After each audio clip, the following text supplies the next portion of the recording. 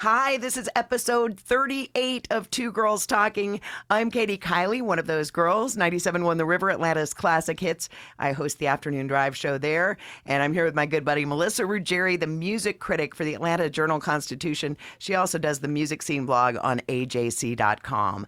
We're Two Girls Talking, and this week about Christian O'Mahony.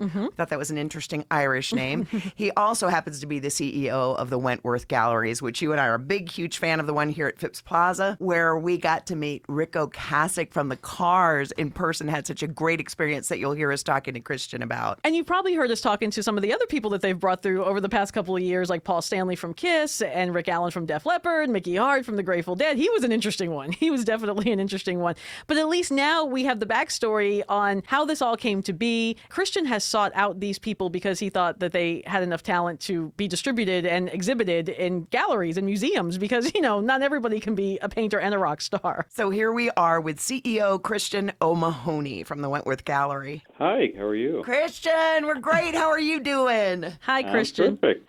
Good. Do you remember meeting us at the Rick Ocasek showing? I absolutely do. Didn't your sister or... Oh, yeah, that's right. You had your sister-in-law. Yeah, my brother and sister-in-law were there, and Melissa and I were there, Melissa's husband, and I bought that one piece of the buildings, the New York City skyline that he did. And I remember meeting you that night. That was such an exciting evening. Wasn't that fun? Yeah, because I am a huge fan of the Cars and of his. He's a really, really interesting guy because, you'd think that somebody who performs in front of so many people is more like a Paul Stanley type person, and yet he's introverted and a little bit shy, and it's an unusual thing with him, but he's such a pleasure to work with. I love, Rick is one of my favorite people in the world. I love hearing that. And he was very thoughtful, too. That was another thing that I thought about him is you could tell he enjoyed spending the time. It wasn't like he was not having a good time, but you're right. It was interesting how quiet he is compared to some of your other artists. He's in a different category for himself, how he is. Absolutely. He's just a really thoughtful guy, if he's not writing songs, he wrote all the songs basically for the Cars, writes poetry, as you know, so there's so much depth to him. And then he's an artist on top of it. And a good one. I know. Yeah. Some people are born with all the things, and we're just, the rest of us are scrounging by to try to get some talent. No kidding. But I love hearing you talking about him like that. You obviously brought him into the room when we were all there. But Christian, I think Melissa and I, both of us, want to know a little bit about your background and how you ended up being the CEO of Wentworth Galleries. It's one of my favorite places to go to see art. Tell us about your background. Well, I'm an attorney, so that's probably a little bit surprising, I guess, but it is a family business. My father was a professional retailer, really. He used to be director of operations for Mayer's Jewelers with the Getz family, and then an opportunity came with Wentworth Gallery in 1987. My dad built the company, and I would say about 7 or 8 years ago, mostly retired, still comes in the office. I saw him this morning, as a matter of fact, comes in for an hour or two usually, and we chat about things. Probably the greatest salesperson I ever met, so he was certainly a great teacher to me in terms of retail, and he always had a passion for art as well. After law school, I started here really quickly afterwards, and worked obviously with a lot of artists over a number of years, then took over numerous responsibilities until finally he wanted to back out or back down, and basically I took over everything. How long ago was that? It was a gradual process, but I've been running everything for probably about 5 to 7 years. Okay. So you don't practice law, though? This is a full-time job. Yeah, it is a full-time job, but people ask me all the time, but I do practice law. I'm opening up a new location in the Hard Rock, actually down here in South Florida. They're building an incredible location. That's right. As a guitar, so I'm going to be one of the few retailers in there. The leases, all that stuff, I don't hire attorneys to do it for me. I do it myself. And same thing when you have a lot of employees, human resources, so forth. I tell people all the time, I went to business school and I went to law school. As an entrepreneur, I absolutely think that what I learned in law school and what I did in law was a better education for me, a better preparation for me. Do you have contracts with the artist? Is that your work too? Yes, I do the contracts with the artist, and the first time I do something with somebody, I write something up with them. But it really is a business of relationships, because in the end, if the artist isn't enjoying it and I'm not enjoying it, or it's not beneficial to both of us, it doesn't matter what the contract says, we're not going to do anything, So it's really a relationship business. I try to get to know the artist prior, want to make sure that it is a good match, that they are not the type of person that's going to be rude to people or rude to clients, that they're genuinely good people, and people are happy with them. Tell me how you got involved with the rock and roll artist, which we, of course, just adore. So, years and years and years ago, I think probably the first person was Tony Bennett. And he's not obviously rock, but he's got that cool. Yeah, and he can paint. he really can paint, and he was painting under the name Antonio Benedito, and this is going back 20 years ago.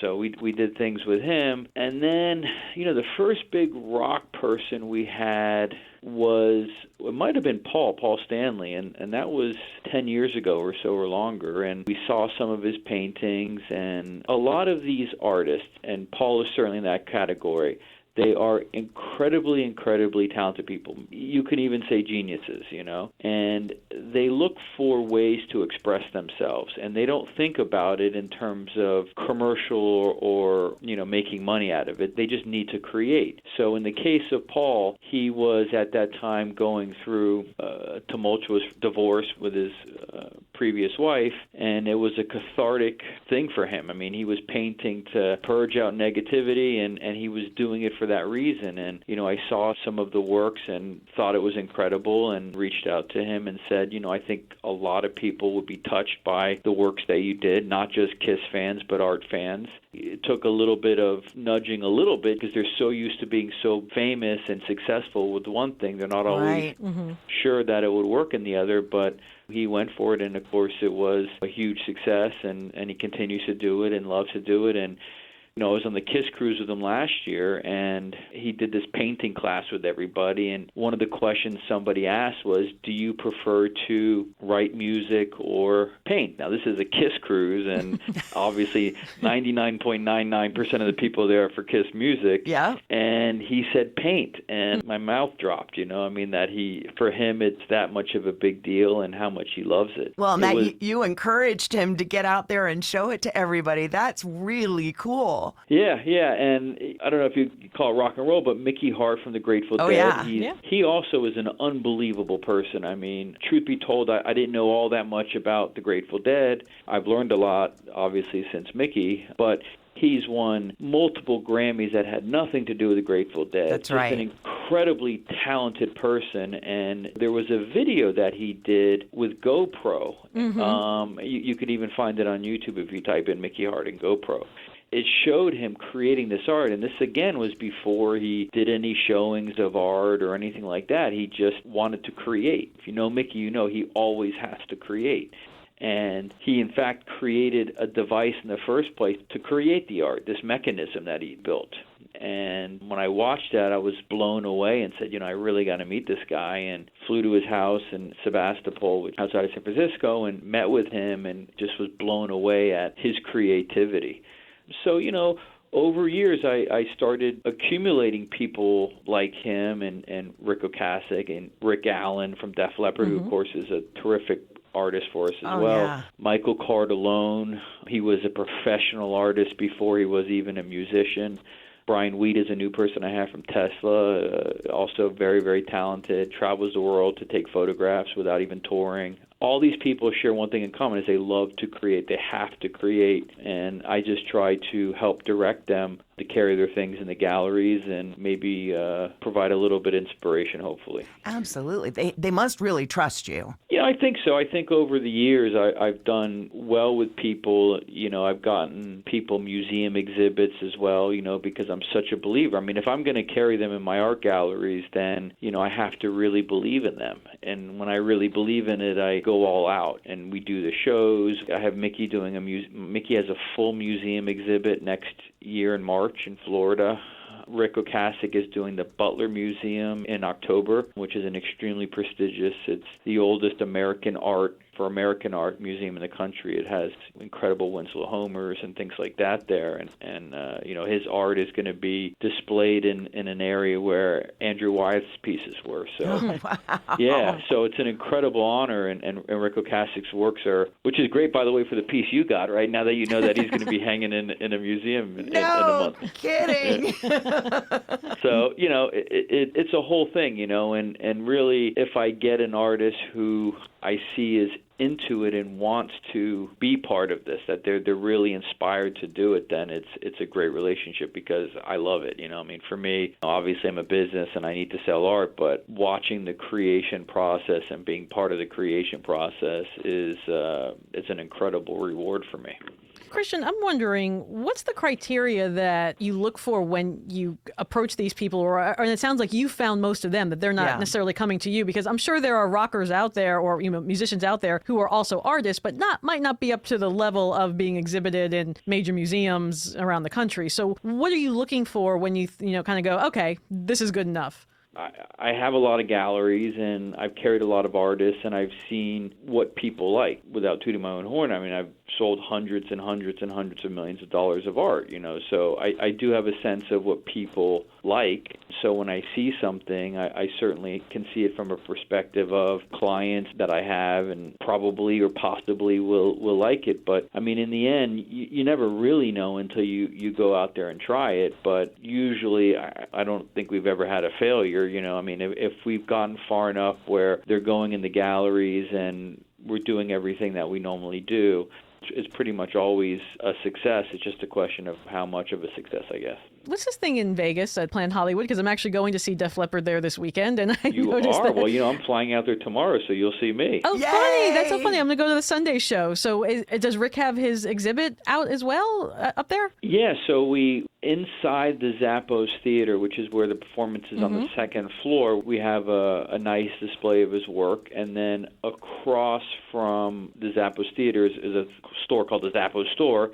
And we have another display there, and it's of Rick's art, and basically people who get his paintings after the concert, Rick stays afterwards, and they get a chance to spend time with him. Obviously the pictures and the signings and all that other stuff, but, they get a chance to see them. And the residency is a little bit different because it's following a concert and, there's all that. But you've been to my art show, obviously, with Rick, and it's different than, people who go to rock and roll meet and greets. It's, it's a little bit like herding cattle, it's like a picture net, and I always try to tell people an art show is not like that. So the musicians have to a certain degree, adapt and do it as an art show which is really spend time and talk to people, and amazingly, they love it. You'd think that they wouldn't, but they love, and you saw it with Rick O, they love to spend time and talk to people. And I'm amazed when I see that they remember people, like with Paul Stanley and Rick Allen. They've met millions and millions and millions of people, right? And yet I see somebody who gets a piece at a gallery, they come back a year later, and they remember them. They remember them. They remember everything about them. Maybe not everything, but they remember a lot about them, sometimes their name, sometimes their story. Hey, nice seeing you again. And he'll tell me after somebody walks out of the room, oh, yeah, this was really great. I remember him from this, or I really liked, I was really touched by their story with that. It's amazing how genuine and sincere they are, that they really do it. So it's a real experience when you meet them. Now at the Vegas show, we try to do it as much as we can, obviously, like we do in our galleries, but it is a concert, obviously, and we're doing it after a concert, so we don't have a back room where you get a one-on-one time, but it's as close as we can get to it. That's very cool. And keeping in the same theme, because as you'll see, I have a little bit of a habit, Atlantic City, where I also go often. I've been to the Hard Rock since it opened last year a couple of times, and I saw that Paul is coming, I guess, in October to do a show, but you have a partnership with them? Is that true? With the Hard Rock? Yeah, so basically the Hard Rock, which is owned by the Seminole Tribe, I don't even know if I knew that, but they actually own the whole brand and everything. And they obviously own the main location here in South Florida. There's also another main one in Tampa. I met with them, and they're local, and I heard about this project, and I went to go meet with the people who were leasing spaces, and there's very few. There's only 16 retail spaces inside this big $1.5 billion renovation project they're doing down here. So as I was meeting with them, I'm typically in very high-end malls, as you know, or I have a street location. I never really thought about being in a casino location type thing, but it's a Hard Rock. They focus on music. I have a lot of, obviously, musicians, not just musicians. I have, Peter Max is very much rock and roll, but, Beatles probably is more his thing. Oh, yeah. And Rolling Stones. I have Michael Goddard, who's also very into music, and they call him the rock star of the art world. So, there was certainly a synergy in terms of the people I carried, but more than that, they really brand themselves as an experience, that, it's the Hard Rock experience, and that's really what I do as well. It's not just a painting, it's the experience and everything that goes with the painting, because that's what gives you the happiness in your house hanging. It's the experiences you had with the piece. You remember your conversation with Rick Ocasek on the painting every time you look at it, that type of thing. So they had that model, and I was very impressed with it. So I said, yeah, I'd like to do this Hollywood project with you guys. And they said, well, funny enough, we have this Atlantic City one coming up, and you only have about 2 months to get ready for it. And I said, oof, I don't know Atlantic City. But eventually I said, let's do it. And I went in there, and I'm doing really, really well. And the fact that I'm doing really well in Atlantic City, nothing to take anything away from Atlantic City, but the one they're doing down here is 4 or 5 notches above, and is in South Florida. So I'm really, really excited about the one they're doing down here. And we're actually, the grand opening is October 24th. So I'm really, really excited to be part of that. I mean, it's going to be potentially one of our real flagship galleries. So there's definitely a synergy between what the Hard Rock does and what I do. And so now with 2 locations, hopefully more down the road with them. Where are you in South Florida? Miami. Oh, you're Miami. Okay, I went to school at FIU, and I grew up in Fort Lauderdale, so I'm very familiar with with South Florida and the Hard Rock Casino that I also go visit when I'm in town. Well, it's changed. I mean, I grew up in Hollywood, which is where the actual location where this is, and, right. and I read an article where I think it was the Miss Seminole tribe, the person who won the beauty contest. She said it was something to the effect of, it used to be bingo and cigarettes right. money, now Yes. it's casino money. And I saw firsthand the transformation. I mean, it was like it became, it was a little thing, and all of a sudden it's become an absolute monstrosity. Yeah. In terms of and an incredible thing that they created there. And not just in South Florida and Tampa as well, and obviously now they're branching out, and the Atlantic City one, and just the Hard Rock brand is really taking off. It's amazing what the Seminole tribe did. And that guitar building, you should see this picture, Katie. They're building a new tower that he's talking about that's opening, and it's shaped like a guitar. I can see It's it in this so picture cool. that Yeah, it's Allison the only one in sent. the world like that. I know. Yeah, of it's course. Why? Who else amazing. would do that, right? Wow. Exactly. I mean, that is something else. Plus, to me, it makes sense to be in casinos because when people win, Right. they could go buy a great piece of art, That's right? true. Seriously. I mean, I think that's very yes, smart. Yes, I mean, that's, again, it's not just people gambling, it's people having a good time, Yes. and that's the same thing. So, you're there having a good time, and, oh, by the way, you get a chance to hang out and meet Rick Allen at the same time, at the gallery there. So it's a lot of fun. And, again, we have a one-year sampling in Atlantic City, but it's been very, very successful. And what we're going to get at it here in Hollywood, I can't tell you how excited I am about it. Christian, going back to the musicians that you've been using their art, how did you find out about Rick, for instance? Rick Ocasek? Yeah. It was meeting somebody through him. It was a friend of a friend type of thing. And I was in New York City doing something with Peter Max, and Rick Ocasek lives in Manhattan. Mm-hmm. And I went to his, I don't know if you can call it apartment. It's like a building, where he was living. And I mean, the first thing I was struck by is you walk in there and he has Warhols, and he was friends with Andy, Yeah. and to hear his stories about Andy was incredible. But he had all these sketches, and he had been doing them since the 60s and 70s. He's been doing these things, and just never thought again of doing anything with him other than just the process of creating it. So he basically had a warehouse, a storage place filled with all these art that he created. So as soon as I saw it, I thought it was brilliant, as obviously you did as well. and started to, work on trying to get his pieces in the galleries. But, I met him through somebody. In the case of Brian Wheat, for example, from Tesla is an opening band for Def Leppard very often. Yeah. And Brian is very good friends with Rick, and Rick introduced me basically to Brian. Def Leppard had opened for Kiss.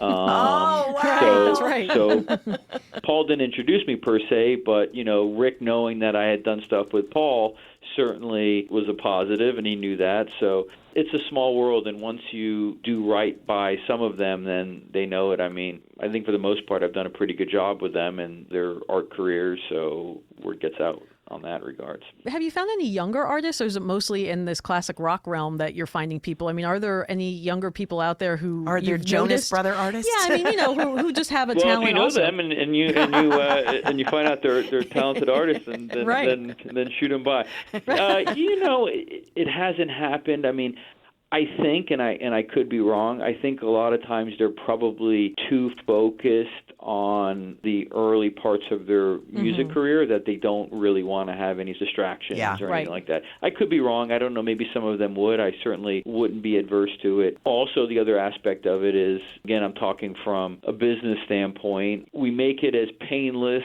and affordable as possible, but it's not $10 either. Exactly. It's not a T-shirt. So, when you're talking about somebody who, let's say, is a Def Leppard fan, and again, I don't want to say that because a lot of people buy, let's say, Rick Allen's artwork, or certainly Paul Stanley's too, they can't even name a single song from them. Right. They I buy it believe because it. of the art. It's the art. Yeah. But at the same time, of course, there is fans and people who like them for their music. It certainly helps that they're famous for that, but at the same time, they're going to have to do it with their art. Sure. Well, an older generation is going to have Yeah, deeper and they pockets. have more money. That's what I'm saying. That's Yeah. what I was trying to get at. Is they have more money. They have more disposable Sure. income. So it's like, I used to love Def Leppard in the 80s, and to be able to see them, and now I'm 40, 45 years old, or 50 years old, and I can afford a painting. So I'm not sure, if a musician that appeals to 18-year-olds, that they'll be able to really acquire a painting unless they get some help.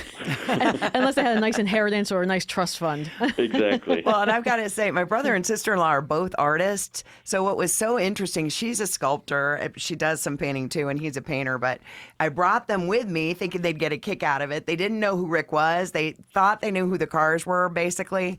But they were in town, so I brought them, and they were so close to buying a couple of pieces. I was so impressed, really. They go to museums all the time. They're big fans of art. And so the fact that they looked at things and were like, oh my gosh, we just love this. And then to have the experience of meeting Rick. Yeah. And then I brought him home, and I put on the Cars' Greatest Hits, and they're like, oh, God, I know that. They probably would have been super obnoxious if they had known it before they'd met him. But instead, what it was a whole experience of us all being together, the great picture that we have, the questions that everybody got to ask, and he was so lovely. Are you a big fan of rock and roll artists? Are these people that you're a fan of? And how did you handle that, if you are? Certainly, I appreciate their music. I mean, certainly a lot of them, the songs and some of the bands I probably like more than others. But I mean, obviously, I'm in the art business, so I really appreciate them mostly for the art. So sometimes I have to get a little bit of help from people with some of the music aspects of it, because in the end, listen, the Grateful Dead fans, for example, are so passionate, and so I'll never know as much as they do, so I don't try to pretend like I do, they'll tell me a song, or a concert or something, and of course, I'd be a fool if I tried to pretend, that I knew what they were talking about, because I don't, but.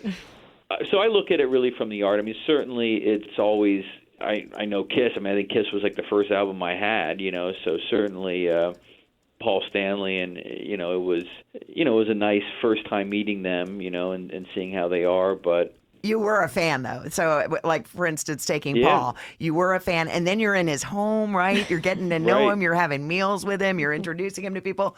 Give us a little snippet about Paul that struck you as somebody that you were a fan of to begin with. Well, first of all, Paul is extremely smart. It isn't to say that they all aren't, No, they are. I mean, yeah, that's right.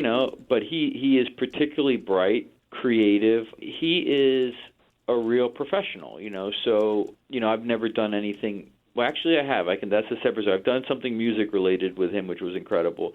But for the most part, I've done art things with him, and he is an absolute pleasure to work with. So if there was, and I can't remember if there was any sort of nerves of being around him, he did an incredible job of removing them, because he is so easy to work with. He is such a professional, and he wants what he does to be done right. It makes it very easy for me. He doesn't want to do it half. It's the right way. It's the full way.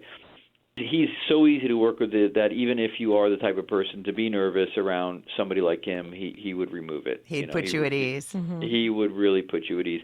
Talking about experiences, we did something with Paul last year, and we're doing something similar with Rick Allen this year. With Paul, for the really big collectors of his artwork, we did this big event here in Florida, and Paul has this other band, this is how talented he is, called Soul Station, and he sings R&B and, things that you might not expect. And the drummer for Kiss, Eric Singer, I think is his name. Yeah. He's also part of Soul Station. And then he has incredible other artists with him, people who sang with Aretha Franklin and Whitney Houston and just incredible artists. And they do R&B songs, and we did a private concert in Florida for probably, 40 people. And Doc McGee, who's their manager. Yep, we know Doc. You know Doc, Yes. and the first thing Doc said to me was, he's like, this is the fewest people that Paul has ever performed in front of in his career.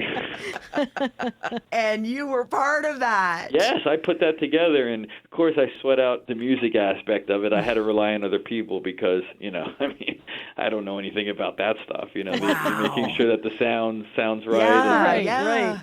Yeah, so it was, and we're doing the same thing with Rick Allen in November here in Florida, and Rick's wife, Lauren, who's, I don't know if you met her, but she's not only about the nicest, most wonderful person you ever met, she's an incredible singer herself, Wow. and Rick performs with her, and they have another band, very talented musicians. I think she's coming out with an album in the next month or two, and so we're going to do the same thing, a private performance for Rick's clients in Florida in a hotel, and it's going to be incredible. That's cool. Give us a little tidbit about Rick Allen. He's one of our favorite people to interview. We He's get such a kick out of sweetie. him. Actually, Paul's been great, too. I think we've talked to both of them twice over the years when they've come to town with their art, and they're both just such sweet guys. Yeah. Paul is an incredible guy, but, you certainly feel the presence of Paul. I mean, he is a rock god, and you can feel it, Yep. Rick is a normal guy. He really is. He is the type of guy that, you have a beer with, and he's about as non-pretentious and ordinary, not in a good way, as you will find. I mean, he's the most sincere, genuine person that I really come in contact with. And obviously everybody knows his story about how he lost his arm in a car accident and the height of his music career. He looks back at that now as a blessing. A sincere blessing. He looks at what happened to him as a good thing because he's had the ability now to impact people in a far greater way than had that not happened to him. He really feels that way. And we did a show in New Jersey, and a woman who just recently in a bad boating accident lost her arm, and she came and met with Rick, and you could see how much of a difference it made to her, going through the early stages, and he works with wounded warriors, people who lost limbs in war. Your body doesn't know the difference whether you lost it in a car or a bomb, so it's the same PTSD that Rick went through, so he helps them, and I see it all the time, and he's just a great person to hang out with. So as we're doing this residency thing in Vegas, and we alternate with staffing going out there to help cover it, I mean, every single person in the company is a volunteer because everybody in my company loves to be with Rick Allen. Everybody does. Aw. That's sweet. That's nice to hear. And you can tell too. You really can tell that there's just something so down to earth about him and very genuine. That Christian, when I was I think 8 years old, I went off to a Girl Scout camp out, and my mom bought me a Peter Max sleeping bag, and have loved his art forever and ever. When the '96 Olympics were here, he did the poster, the official Olympic poster, and I got to meet him, and he autographed it for me. I just think he's a wonderful guy, and I love his art. You do some work with Peter? Yeah. I mean, as a matter of fact, his health obviously has been affected. I mean, he's in his early 80s. He was a real road warrior a few years back, and would travel and do 3 gallery shows a year, which, by the way, he's the only artist in the world that could do that, that could literally do 3 shows in a year, and he still packs the house. He would do it now. People just love him. Oh, yeah. I mean, he clearly could. It just, Yep. it would Physically happen. can't. It's just he physically can't do it anymore. But we still do things where we bring the people to Peter. He draws these little sketches for people, and he does it easier than I can write my name. He draws a beautiful profile, or you name it, and all the things that you see his paintings of, he draws it, draw it there for a client, and it's like easy for him. Well, I think he was absolutely lovely. I mean, I was thrilled. I think that's probably the first famous artist I had ever met, but I'm sure it is. But I just adore his art, and I kind of like the way that some of these rock stars have taken, you can tell that they're... Absolutely. Right? Absolutely. You could see people being influenced. Yes. As a matter of fact, Rick Allen, I was at a Peter Max show in Short Hills. This is maybe a year and a half ago, 2 years ago, something like that, a couple years ago. And Rick calls me, and he calls me like on FaceTime. And I was sitting at the show, and I went and sat next to Peter, and I said to Rick, now this is Rick Allen, who's met the Queen of England, is about as famous in the world as you can possibly get. I said to Rick, Rick, I want you to say, hey, this is Peter Max, say hi to Peter Max. And Peter's like, hi, how you doing? And Rick kind of was like a little bit like, quiet. And then afterwards he's like, Rick was a little starstruck, and he's like, you need to tell me that you're going to put Peter Max on the line.